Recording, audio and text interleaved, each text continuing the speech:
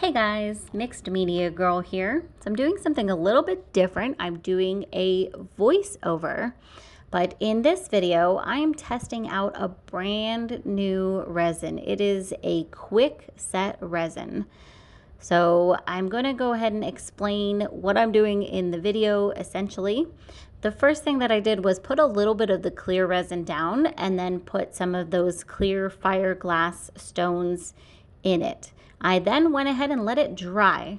Now this is a quick set resin, so it dries within just a couple hours, which is fantastic. This resin also has about a 30-minute work time, so it's a formula that I am looking to carry in my line of resin, but of course I have to test it out before, offering it to you guys to make sure that it does exactly what I would want it to do and that it is awesome.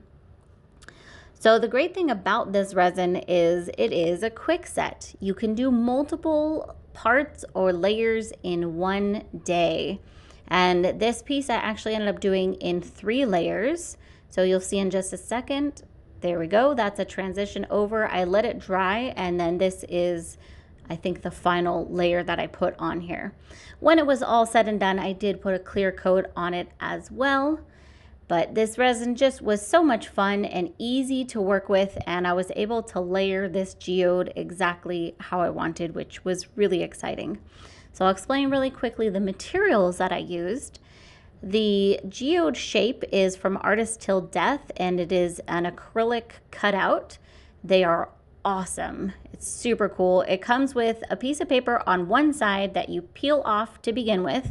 You then do your painting, and then you're going to peel off the other side, which I'll show a little later in the video.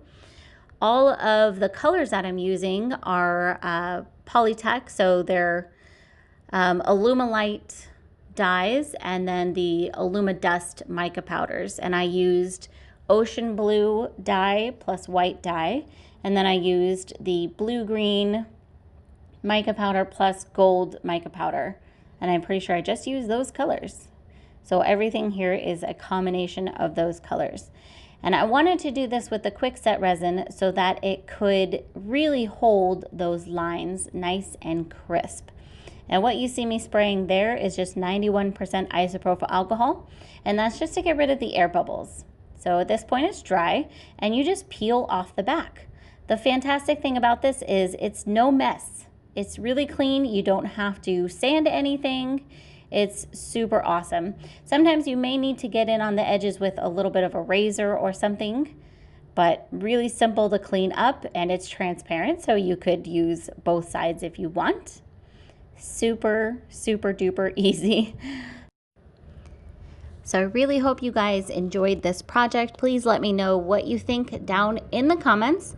I'll put all of the materials in the description except for, of course, the resin because that's not yet released. But thank you so much for watching. I'll see you all next time.